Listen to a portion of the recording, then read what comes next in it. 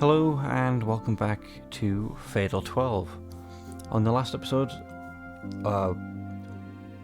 us and our friends, we went to a festival during Golden Week. It seemed like there was a bit of tension, like a certain someone wasn't supposed to be here, but obviously as we're the main character and kind to everyone, we invited them anyway.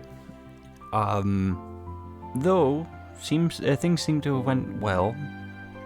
There was also, I forget her name since last recording, but this lady in blue, to me it seemed like she was hinting to feelings to us. Personally, I've got no opinion on it, so I'm just gonna go with it, I guess. Hopefully that doesn't end up biting us in the end. So yeah. Since it was just us two for a moment, we're now meeting up with our other friends. And I'm gonna imagine chaos ensues. So let's find out. My phone vibrates. Mal just sent me a message, and when I turn around on reading it, it's both her and Naomi are walking towards us. Oh, here they come. Let's get going then.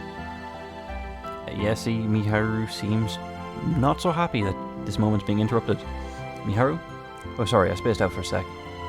Let's meet up with them. I wave to the two of them over after she says that. Oh, I guess we're back home. The first thing I do when I get home is take a good shower. Yeah, that could be relaxing, especially if you've been out all day.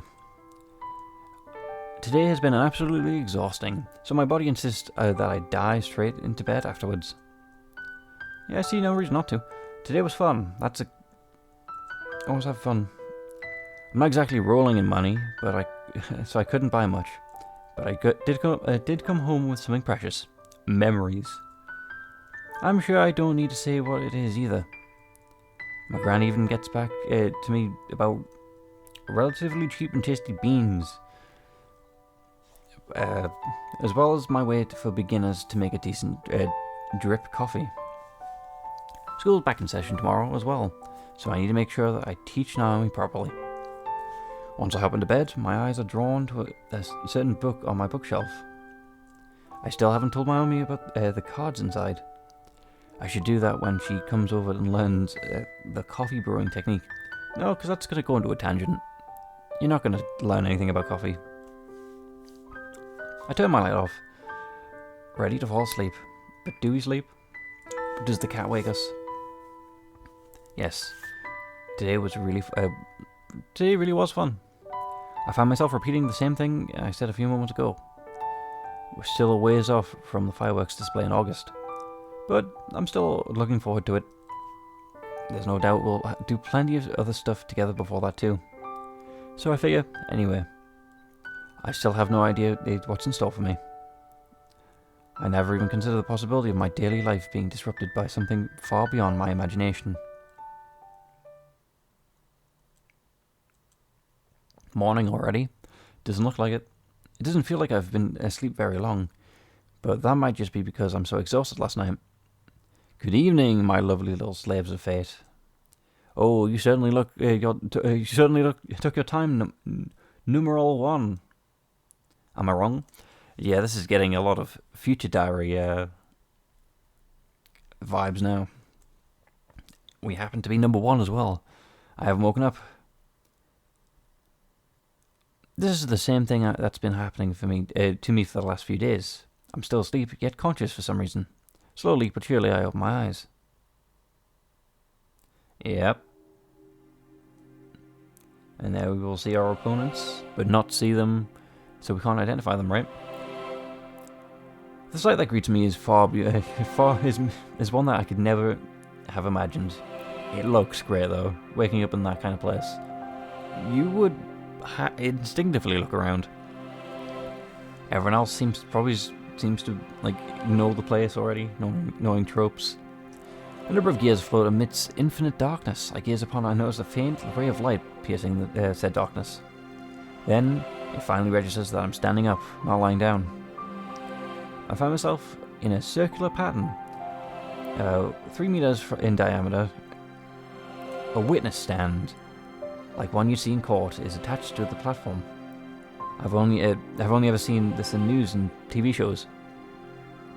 Even more baffling is that the platform it seems to be floating. It's attached to a much larger circle, but floats independently of it. This is just one of 12 platforms, by my count, all of which are arranged within a large circular pattern, like a clock's face. As if in support of this analogy, the platform on which I stand is labelled with a Roman numeral 1, because we're the main character. In the centre of this concentric circles is a massive clock hand slowly ticking away. That would be distracting, I think. What the hell was that? Where is this? Why, of all people, are you here? Yep. I inhaled sharply the moment I hear that voice. The platform beside me. Number 2! Yep. Future diary. Okay. Which would be the Roman numeral 2 is none of the man who's standing on it. Me?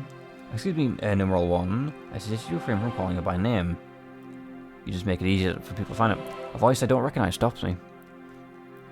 I look in the direction of which it comes, only to see a small girl with white hair. How are you walking on thin air? I mean, when you're waking up in an unfamiliar situation, in my opinion, it's far better than not to keep your cards close to your chest, you know? Because, like, who knows who's going to use whatever against you. Unlike the rest of us, she isn't standing in a circular platform. She's walking around and on nothing at all. If I was, honestly, I'd probably have fun just on the clock hand, just, you know, ticking away, seeing everyone face to face. She takes another step forward, stopping on the subsection attached to our platforms together. The hem of her skirt flutters up shyly. It reveals her slender thighs. Why tell us that? Her hair is as fluffy as her clothes, the latter of which resemble the attire of one of foreign nobility. The hat, a nest on her tiny head, is kind of cute too. The eyes meet as we turn to face one another. You will address me as Parker? Goddess of Destiny and Supervisor of Divine Selection. In similar terms, I am an existence far beyond your models. Wow, what an ego. Wanna run that by me again? Again, like, do you know what I find interesting though? Both in Future Diary and in this, the main character is the last to find out about anything, and that's after the game begins. And to be fair, well, that's the point. It's not fair, exactly. Everyone else has been, like, warned, and everyone else is, like, you know, aware of what they have to do, of the rules and everything. It definitely seems like my hero knows what's going on if she's concerned that way here.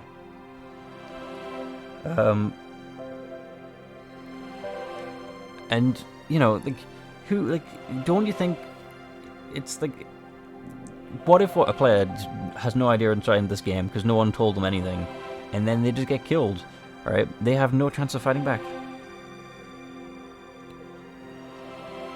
Anyway, I'm fairly certain that I explained things to you once, but alas, allow me to repeat myself. You claim to have, but I don't recall who you are. Sorry, yes, but I honestly have no idea what you're talking about.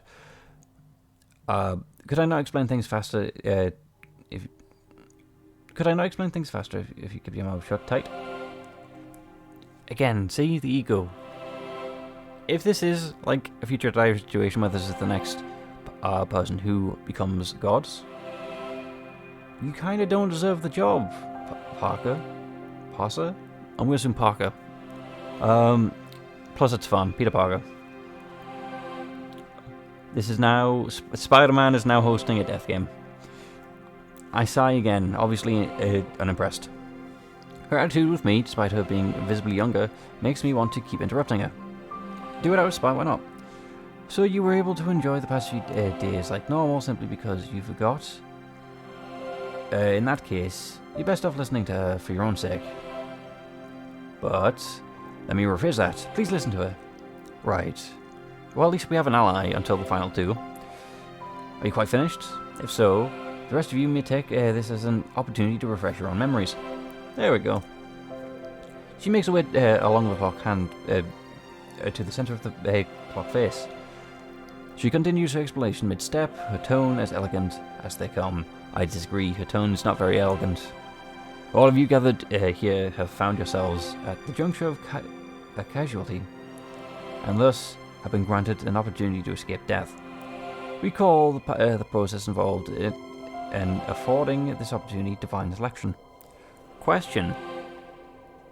My hero wasn't with us when we exploded on the train. Someone else was. I forgot. It's not Naomi. I think it's Mao. I think it's Naomi, not Mao. So why isn't she here in this game? What happened to my hero to cause her death? Okay. As stated before, my name is Parker, Goddess of Destiny. We have a mere 12 weeks. 11 when excluding tonight. What? So we've already wasted a week? That's... Hold... This game... This presumably a battle royale is nonsensical. But I hope they prove fruitful nonetheless. She reaches the center of the clock by the time she finishes her self-introduction, and then stands tall. It pinches her skirt and bobs a curtsy to us before continuing her explanation. I mean, Sprite looks good. I don't like her attitude, though. Under normal circumstances, all 12 of you would have gathered in one location at the exact same time 12 weeks from now, when divine selection ends. However, your lives all came to an end before that could occur. You were all in different locations, yet similarly enough, your deaths occur at the exact same moment in time.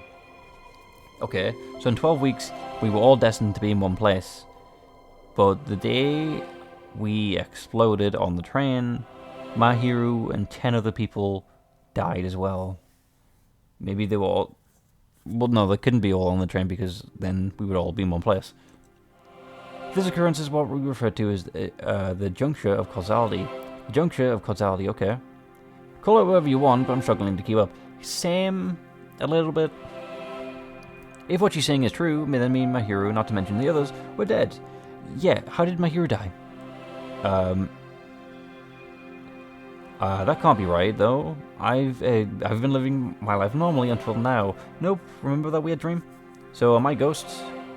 That makes even less sense. Confused though I may be, I listen to what this girl has to say. Location is irrelevant during this occurrence, as your individual consciousness transcends the mortal coil to the moment you die. Your individual consciousness transcends... so we're in a different realm since we're dead? I'm sure you've all experienced something similar while alive. I believe dreaming is the term you used to refer to it. Okay. To that effect, that is referred to this as a dream world. Okay, so whenever we dream, we come here regardless of time? Like, for example, if I were... Because obviously this is in Japan. So if I were in, for example, Canada, I went to sleep there, would I automatically come here with everyone else at the same time? Even though while I'm sleeping in the real world, other people could be awake in Japan? Obviously, I don't know the time difference between Canada and Japan as an example, but this world has many facets. Not only does it serve as one of many parallel worlds, but it also acts as an individual mental world, while simultaneously conspired of humans' collective dormant consciousness, a world that theoretically does not exist, subsiding in a fragile state. Cool. Now we're bringing Schrödinger in this. It does not exist, and yet it does. Some work was required in order for all of you to cognizate in such a world. It is not for that purpose that I created the Court of Fate, where you all stand now. Court of Fate does sound pretty cool, in my opinion. I take it in my surroundings. Can we not just look at the other people here? No walls, no ceiling. Calling this place a court does feel fitting, considering how odd it is. Bestowing a name upon that which does not exist is the simplest, most effective way to instill meaning. I do hope you keep that in mind. So, keep things theoretical. A straight man's voice. Cut the crap and let me put a name forward already. A man's voice cuts in line with the Pasika. Number 12, so our neighbor. The voice originated from the podium to my right, embolized with the podium Roman numeral XII, aka 12. Hello, sir. The man standing there has brown skin. He's tall and muscular with a hardened face. I assume he's from the Middle East. Actually, wait a minute. Isn't it odd that both Pasika and the guy can speak Japanese? It's the consciousness. That part is simple. We're in the collective consciousness thing. Why didn't I realize that sooner? Everyone sounded so natural that the thought never occurred to me. Right. This is why we can speak other languages with the tourists. Nothing good comes from being impatient. I'm about to mention the most important part. She gives a stern yet composed warning. Let us return to the topic at hand. Of the 12 present, only one will be able to realize the rest of their fate. So only one. So, meaning my hero or myself dies. The cause of your deaths has been temporarily silenced while the divine selection proceeds, but this will become undone as all those for all those eliminated during it. Not only that, but any events in the real world caused by an eliminated member will also be undone during this period. That actually seems like an important mechanic that possibly could help a lot. It may be wise to consider yourselves' existence removed from the natural state of the world until divine election runs its course. So, for example, if we... Hold on. Final 3, Final 2, how is that decided? I'm assuming one person would have to forfeit their thing voluntarily, but what happens if it can't be declared? That's if it's done by verbally. Because if it's an actual killing game, obviously that solves the problem. In other words, you cannot die by any means other than divine selection, although injuries and the like will occur as normal. I'm going to assume that means someone's going to try and handicap everyone by like injuring legs and stuff. Or arms, legs and fingers, because it's what people need. I certainly hope that this answers your silly question, numeral 1. I don't like how it says numeral to say number. She shoots a sharp glance before she continues to speak. As much as I'd rather not, it's hard to feign ignorance after hearing her explain things this much. So all 12 of us are here to kill one another. You are 90% correct, my dear. No killing will go on in here. However, how uncouth that would be. You are not necessarily here to kill each other, just to erase each other from existence. Instead, you will simply erase one another. Yep, one cannot kill that which is already dead, after all. Zombies, shoot them in the head. Such an unpleasant description. How did you die, Miharu? Why isn't Naomi not here? Then again, though, we'd also have to erase each other. My hero and I aren't the only ones to react either. The others have their own thoughts to share throughout on the matter too. Parker's voice, along with all of ours, resound throughout the court as we speak, as we can hear each other speak. I don't have it in me to take a good look at the others gathered, but you did for number 12. Well, number 12's right next to us. My eyes are glued to the person on the platform, number 6. Oh no, is that Naomi? She sits in the fetal position, lifeless, almost as if asleep. I go back to the focusing on Parker after that in an attempt to take my mind off the uneasiness welling up inside me. I can decide whether or not to believe it after this she finishes. Best believe it now. 3 cards are required in order to eliminate someone. Each of you have been dealt cards detailing a name, a cause of death, and a regret. Can we check our cards? We can. Summary. Save data, load data, open card book.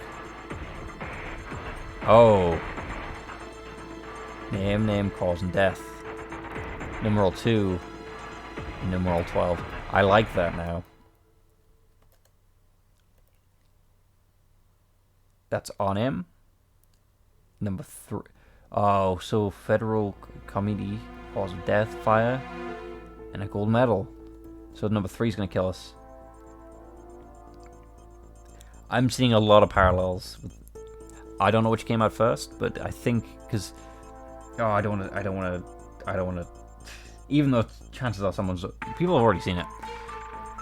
Okay, those represent the present, past, and future respectively. Present, past, and future respectively.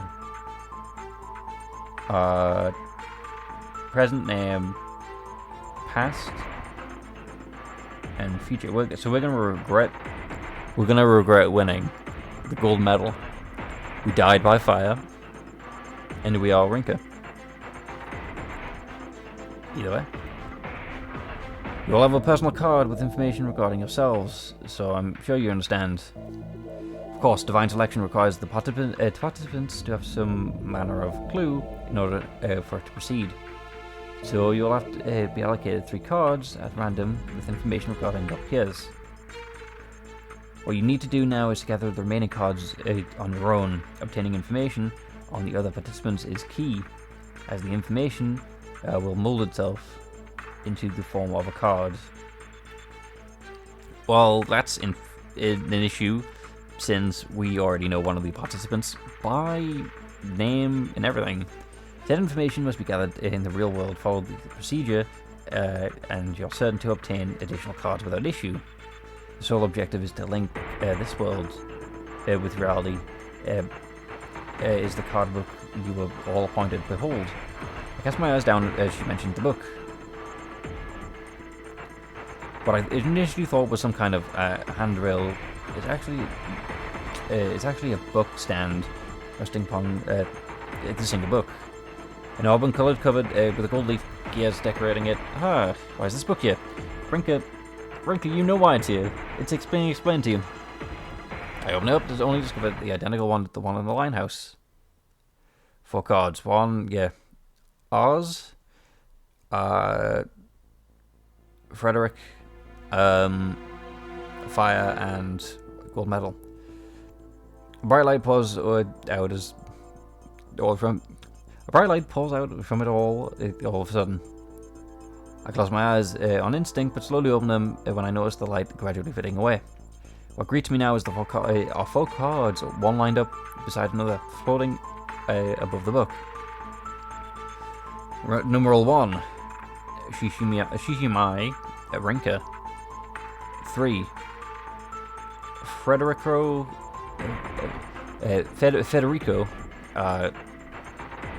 Carminati, cause of death, fire. Oh, wait, no. So 4 died of fire, and 9 regrets gold medals. Okay, then. So we have to make sure we don't get 1, right? That's all. We get every other number except number 1, right? I think that's how it goes. Each card has its own detail written on them. Only one card has my own information on it, though. Maybe that's thanks to my memory being fuzzy. The other 3 have information on others, so 4 total. I catch myself peeking over at my hero, but I can't see anything due to the light pouring from her book. We're not allowed to know what cards other people have, not even how many. So people could, not even how many, so some people could have, half the book filled out already, or someone could have none. That explains the bright light stopping me from seeing anything. My hero gives me a concise explanation of her discovery. She must have noticed me looking over at her. Meanwhile, Parker pays us no mind, opting instead to continue her explanation. The election order is decided after each participant decides what they wish to do. Keep in mind that the numbers you have been assigned will not prevent anyone from electing another. Should the person you elect opt to elect you in response, whoever reveals one personal card to the remaining participant earns an election priority.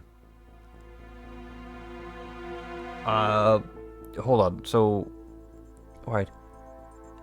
Whoever reveals one personal card to the remaining participants. Okay, so if I reveal my name, for example, to the others, I could accuse 3. She continues her explanatory. She continues her explanation to proclaim that if both reveal a personal card, they are required to reveal another. Whoever reveals more. If both parties reveal all 3 cards, a stalemate occurs, which results in all other participants receiving their information and running the risk of being elected. Nothing more. We only have 3 pieces of information, so revealing just one is risky enough. So don't accuse anyone on the first turn. Conversely, if you refuse to reveal a personal card, then you'll be able to never mind, reveal something. I've only got 1 personal card. What's up with that? Parker moves on before I can ask. Another point to stress is regarding this, successive eliminations. For example, numeral 1 elects numeral 12, and numeral 3 elects numeral 1. Should numeral 1 succeed in eliminating numeral 12, then numeral 3 is given the opportunity to eliminate numeral 1. Once all have decided whether or not to elect someone, said elections will take place in chronological order based on your numeral. Just say number. Just say number, please. She concludes the basic rules of skin. So, but basically, at the start of this game, you want people to accuse everyone on the opposite side of the table from you. So we would want 6, but obviously 6 possibly is Naomi. So 9, since we have Miharu is number 2. Well, actually, no. Wait, no. It would be lowest first. So 7, then 8, then 9, then 10. Exactly. Right. I think. However, know that the scenario can involve number 1 electing number 12 and number 12 electing number 3. Should number 1 succeed in eliminating number 12, number 3's election is null and void. Okay. So, yeah. Okay. So we have priority for going first. We are technically, we can, if we are the last to accuse someone or to nominate someone, we could save someone's life, which is technically bad, since we need to eliminate everyone.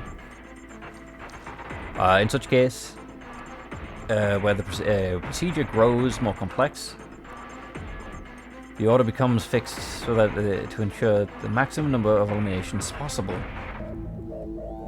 Here, so yeah, we are the strongest player then, which is why we only have 1 personal information, whereas 12 arguably is the weakest, but I assume he has the most information about himself. Hearing an explanation, it makes me realize that the meaning behind these cards. I end up dying at some point without realizing it, and now I'm being forced to take part in this ordeal. That's why I was given these cards. She calls it a divine selection, but this whole thing, collecting cards and eliminating others, it's practically a game. A game with our futures at stake. Gathering information on complete strangers isn't an easy task, but so long as you can manage that, then it's basically over should anyone gather all 3 pieces of information about you, right? That's just... There does seem to be a solid strategy where you can keep yourself safe. My eyes are affixed to my hero after hearing that, as I hope she'll continue. It involves holding 3 cards relevant to whoever elects you. Yeah, that's true, you could just out them. But I have 4 cards, 4 different people. 1, 3, 4, and 9, was it? I'll check my again. I keep having to check. What's my cards? Yeah, 1, 3, 4, and 9. So I guess we should focus on 3, 4, and 9 then. Because we don't have to elect anyone, but we can at least defend ourselves against them. Still, chances of them just electing me is anyway. You can use those to protect yourself, causing both your and the cards of whoever elected you to disappear, or I assume. They won't be able to elect you after that, but you won't be able to elect them either. But if the one who elected you opts to reveal one of their personal cards in response, they cancel your defense. That's the gist of it, right? Nope, don't understand. Indeed, I'm glad at least one of you can recount the details. What happens to if those two end up being the only two remaining participants? We'll cross that bridge if we ever reach it. I mean, we're going to. She makes it clear that she has nothing else to add. I try to interject, but she ignores me.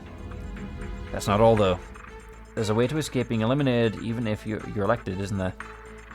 A grin flashes across Parker's face in response. For example, if one participant is elected by 2 others at the same time, both have to fight for the right to elect them. And as Parker said before, they'd have to reveal reveal one personal card for that right, correct? So basically, again, the correct plan is to do nothing. Does the selection get cancelled if neither choose to reveal personal cards? You certainly have your wits about you. Yes, that is correct. Well, she's just making herself a target. Ryua closes her book when she knows Parker is about to continue her explanation. I try to close mine, but it forces itself open until the cards make their way back inside. After they have, I can close it just fine. Seeing real objects behave like a smartphone app is a bit weird. Keep in mind that each individual can only make one election per night. Per night? Because, like, you know, we have 11 weeks. The election itself begins once all participants have decided whether or not to take part. Should one participant obtain all 3 pieces of information with the relevant elevation of another player's personal card, they must wait until the next night to elect them. Looks like the proper procedure of all things. First, everyone has to decide if they wanted to elect someone, and once they've made that choice, the election itself begins. I can tell that the rules she's explaining are vital, so I try my best to keep up despite my persistent confusion. Yep. But I think with that, I'll have to call it there. Hopefully you've enjoyed, because learning the rules has definitely made this more interesting. Hopefully I can see you on the next one. With that, goodbye.